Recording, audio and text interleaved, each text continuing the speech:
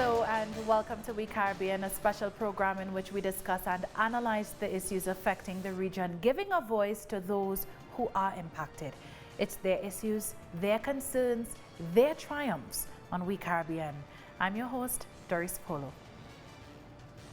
Now, 2 weeks ago, we unpacked issues affecting Jamaica in the lead up to the country's general elections on September 3rd. Soon after the polls, it was clear that the Jamaica Labour Party was the resounding winner. The JLP amassed 49 of 63 parliamentary seats, leaving the opposition People's National Party with 14.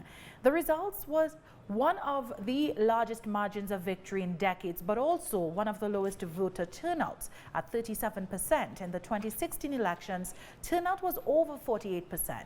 Then the JLP had won 32 to 31. Holness gained 2 more seats after by-elections in 2017 and 2019. So joining us to discuss what happened on election day is political analyst Kevin O'Brien Chang and Jamaican ambassador through Island Innovation, Sipo J. Bennett. He's also a participant in the United Nations Global Compact. Both of you, thank you so much for joining us. Thanks for having me. Thanks for having me. Kevin, I mean, we saw that landslide victory. We spoke ahead of the elections. I did not foresee that sort of victory for the JLP. Why do you think voters turned out in that way for that political party? Well, all the polls were predicting it in advance, you know. And the reality, it was the leader. Simply put, Andrew Holness is massively popular. His nickname is Brogard. That's what everybody calls him. A lot of people don't even call him Andrew Holness anymore. It's Brogard. And street lingo for, bro, kind of an ultimate bro. And the COVID had an impact on that voter turnout, no doubt. You had elections in Trinidad, 10% less people voted this election than last time. In Jamaica, it was 20%. And our election came after the spike. You guys had a spike after the election. So I think the COVID was a big reason why you saw the turnout go down. But Andrew Holness is massively popular. And to me, it was a simple question people were asking themselves. We have the worst health crisis in a century, COVID-19, and the worst economic fallout in a century because of COVID. Which leader, Andrew Holness or Peter Phillips, do I feel safer in trusting my safety and the safety of my family to under their stewardship? That was the question. And most people, as the polls predicted, because the polls all showed that Andrew Holness was far more popular than Peter Phillips. In fact, Andrew Holness was more popular than his prior to the JLP. He's the most popular sitting prime minister ever, 70 to 80% approval rating. So it's hardly surprising that most people decided that, yeah, we feel uncertain, we trust Andrew Holness to take us through this thing. Sipo, Kevin is talking about the voter turnout being low because of COVID-19, but what other ways would you say has this pandemic affected the way in which these elections were carried out? Probably the social measures that were in place, the social distancing, sanitization, masks, probably put a damper on the way in which people functioned. So I think that probably had a lot to do with the voter turnout. Now, we go back to Kevin. Now, we know the new cabinet was announced on Friday, and it saw mostly familiar faces. There were only like 3 newcomers, and that's despite the allegations of corruption, which you and I have spoken about against this government. So how do you feel about the lineup? I mean, 6 women, six youngsters, and I know you spoke about that as well. Well, it's expected pretty much. They put it this way, if you win 49 to 15, people must have felt your cabinet was performing well. So generally, he brought back most of the veterans. He brought in some young faces and some women. But you have to realize, we have the record amount of females in parliament ever. I think we have 18 now out of the 63. We're at 29%. The world average is about 24%. So this is the first time Jamaica's ever had a higher percentage of females in parliament than the world average. He brought in some young people also, but a lot of these women that came in are first-time MPs. You can't push them into ministries yet. First of all, they got to secure their seats, and they got to earn their spurs, as it were. So given the context of where it was, I think Mr. Holness pretty much did what people expected. The one question people are asking is about Darrell Vaz at Ministry of Energy. That's the most controversial ministry. We had Andrew Wheatley had to resign in the energy as the energy minister. Philip Paulwell, the previous energy minister, a lot of controversial um, circumstances his name has been called in. And Darrell Vaz has also been called in a lot of controversial circumstances. And in fact, both Mr. Paulwell and Mr. Vaz were last November, their visas by the US were taken away. And Mr. Vaz said, oh, I will resign if I don't get back my visa. Well, we haven't heard word about him getting back his visa. And now he's been promoted. I remember that. So Mr. Vaz, people are asking, as they should, no animosity on my side against any individual. But if you say something, you don't hold to it. The public is going to ask questions. And Mr. Holness must have predicted these questions. We need answers. We are marauded. The first anti-corruption measure is to speak, to hold to your word. If you break your word, that is already a sign of corruption, because honesty is the first point. So that's a question Mr. Vaz and Mr. Holness have to answer. On the other hand, when Mr. Vaz was announced, the British ambassador, he tweeted his support. And they got to figure the American and British ambassador are in contact. So maybe they're approving it, but still the question is, Mr. Vaz, if you did not get back your visa, how come you didn't resign from cabinet as you said you would? And Mr. Holness, knowing all this, you still appoint Mr. Vaz. Maybe there's good explanations, but we deserve answers. The public does. Yeah. Now, Sipo, Kevin spoke earlier about citizens really having to make a choice between who they feel would be able to take the country forward in the midst of this economic crisis. What are your thoughts on Jamaica's steps towards sustainable development with this new government, given the challenges that it faces, the country being a tourism-dependent nation? What are your thoughts on that? I think the steps being undertaken by this current administration are pretty well thought out, well planned. The inclusion of STEM, they've spoken about it in cabinet presentations. I've watched and listened to it as well. The inclusion of renewable energy practices and resources, as well as the protection of our natural resources. I think there was some lobby for goat islands to be protected. I think they've successfully done that. So this current administration, in my view at least, have all the right ticks in the right boxes, let's say. Yeah, so we will definitely keep an eye to see how Jamaicans will be faring going forward.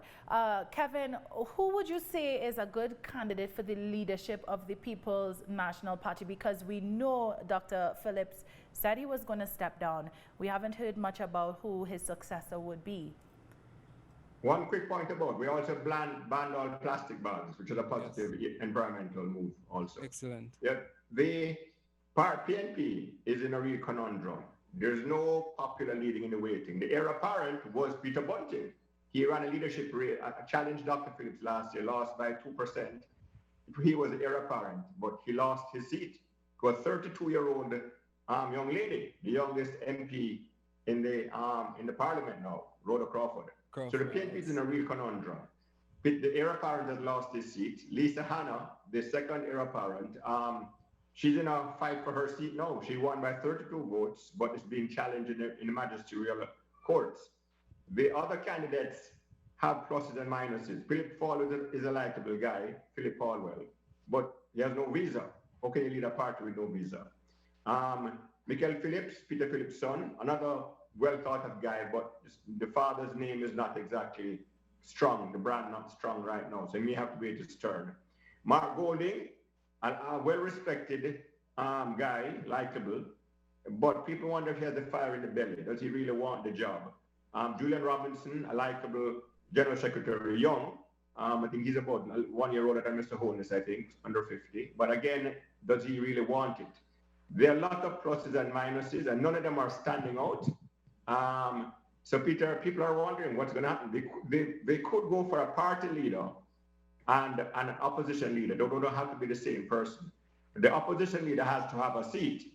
The party leader does not. So there's one possibility people are talking. Maybe Peter Bunting take party leader, and in the parliament, maybe Mark Golding. But a lot of parameters that nobody's sure about, and it's a real conundrum. I'm not sure what they're going to do. You know, if Peter Bunting had won, it would be easy, but now it's difficult. Yes, most definitely. With that, we'll take a short break. When we come back, we'll continue to discuss Jamaica's post-election, what is taking place with the country going forward. Stay with us.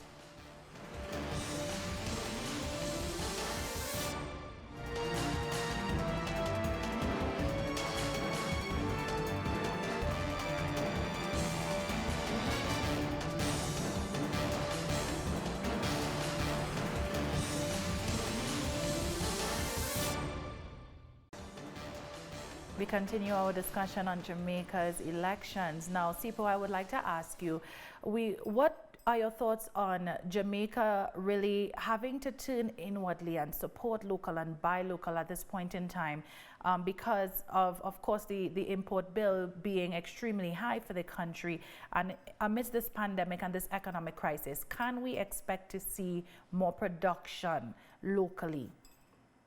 I think it's an excellent strategy for economic recovery and economic development.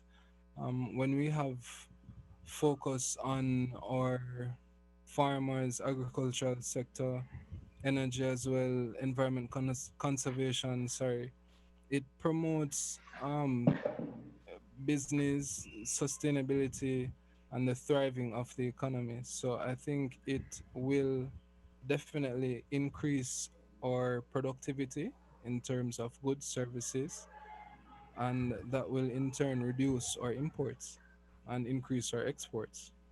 Do you think it's a possibility for this administration, or do you think it's something that will have to take place gradually over time? What's the likelihood of it actually taking place? Because we know it's important.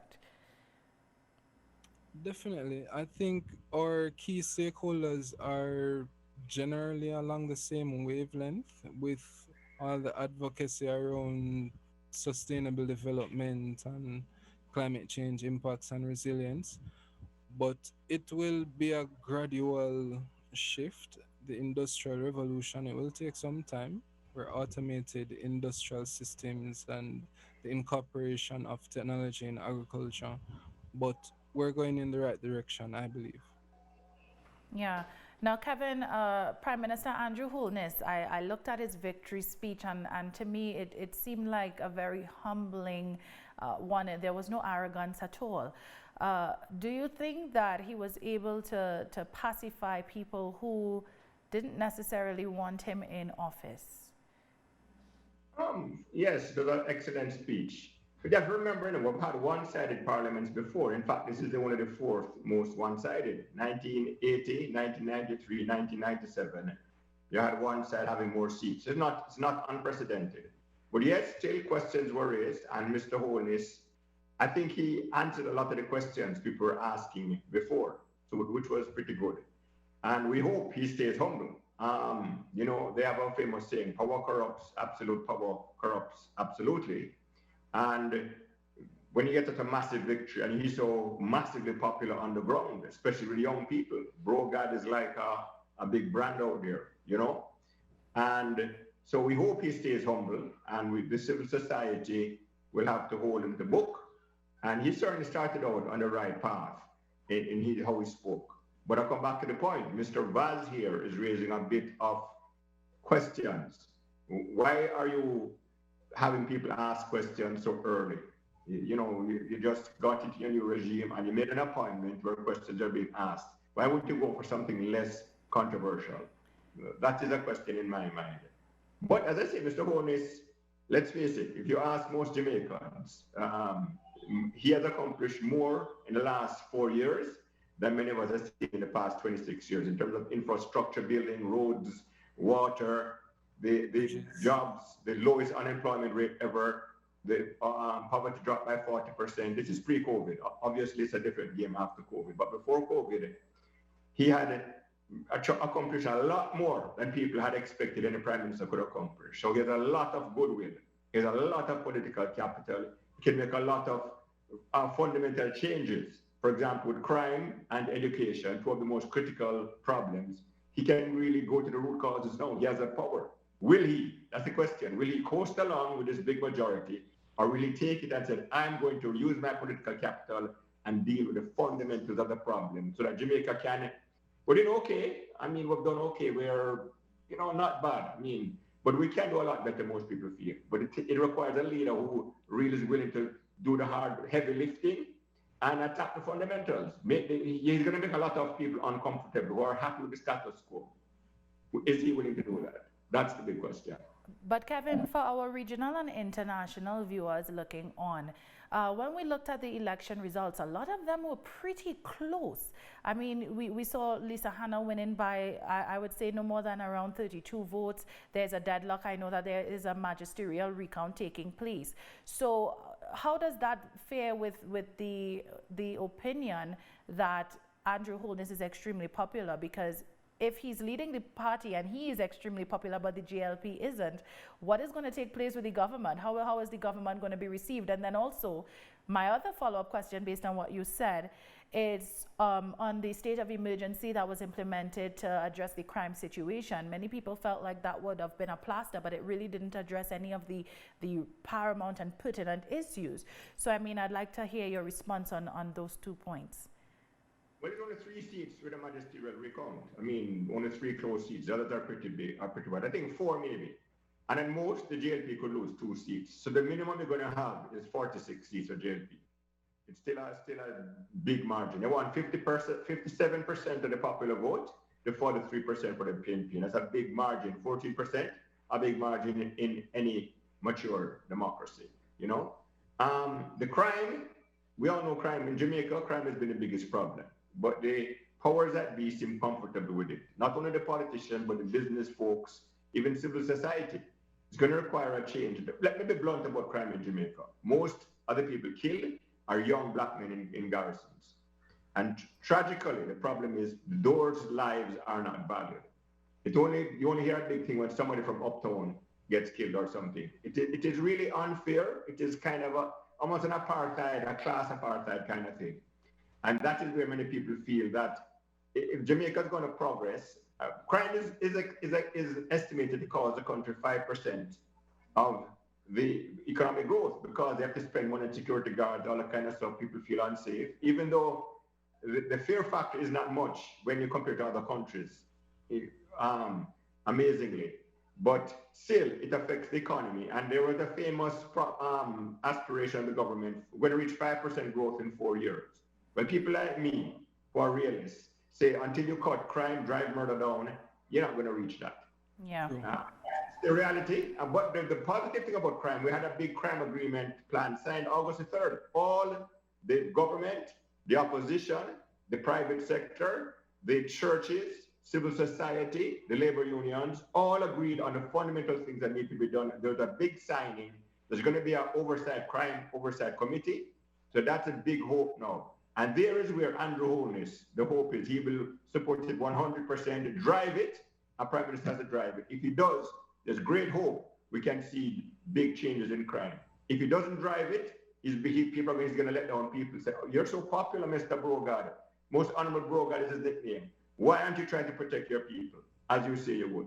That is where we have him right now in our sights to focus on that right now. I think after COVID, naturally, after the COVID health crisis and the economy, but that one is where people are expecting him, are hoping he will give it his 100%. He claimed every fiber of his being, when we want to see that in the crime fight. Sipo, CARICOM, which Jamaica is a member, there are calls for the body to be able to work better together, especially at this critical time. How do you feel CARICOM nations can collaborate at this point in time, especially as it relates to trade, to reduce costs and sort of assist each other, especially the ones who would have access to oil as opposed to those who may not? How can these nations help each other at this period? I think through memorandums of understanding, partnership, trade agreements, trainings, workshops, we can definitely collaborate and have more economic trade between ourselves to sustain our region. But it would really take all our government officials and ministers and stakeholders to really have that type of discussion. And I believe it's a bit difficult amidst our own, uh, I wouldn't say personal issues, but local issues then. Yeah, I mean, it's interesting, you know, when there's hurricane season coming around, that's when you see CARICOM countries really work together, because when there's a disaster, that's when everyone comes together most. That's the time you see them, you see the faces, you see the support. But other than that, we tend to hear a lot of lip service, which is something we want to address, and we hope as members of and citizens of CARICOM countries to see take place, you know, with our leaders. Now, my final question will be to Kevin as it relates to tourism stakeholders having expressed concern that another lockdown would spell economic ruin for this sector. Should restrictions, Kevin, in your opinion, be re-implemented? The Prime Minister says we can't afford it. And so far, he has been juggling three balls in the air, three big balls. One is the controlling the spread of the virus. Two is keeping the economy going. If it shuts down, people are going to go hungry. And the third one is the mental stress. Jamaicans, well, I like Trinidad, they love their entertainment, their parties, and people were getting antsy. And one of the things was we had Emancipation celebrations, August 1st and 6th. And the entertainment industry balled so long and hard, they eased them up. And we have a big spike after that. So I don't think we can shut down. I think we have to manage it. We have to learn to live with COVID. And I think, listen, the reality is most people trust Andrew Holness. Definitely. They think he's doing the best for everybody. He's looking at the bigger picture. And me personally, I think Andrew Holness has made the best decisions for the country so far and will continue to do so. So I'm willing to accept what he does.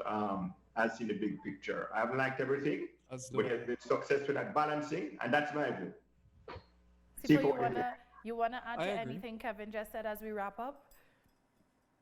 His viewpoint with most honorable Brogard. I think he's witty. He listens to the people, and you can see it affects his everyday decision making. So it's not that he would have one plan and stick to it. It changes as he goes along, but for the general betterment of the society, which I appreciate. Thank you guys so much for joining us. I mean, two Jamaicans on the ground telling us about what is taking place in Jamaica. I mean, it's important to hear your voices. It's important for you to tell your stories. Political analyst Kevin O'Brien Chang and Jamaican ambassador through Island Innovation, Sifo J. Bennett. Thank you both so much for joining us. Thanks for having us. Nice to see you, Sifo. Hopefully we'll link up again another time. Definitely. Of course. Of course. So with that, we've come to the end of this week's episode of We Caribbean. I am Doris Polo. To keep up with the news and more, go to our website, telesurenglish.net, or join us on social media. See you next week.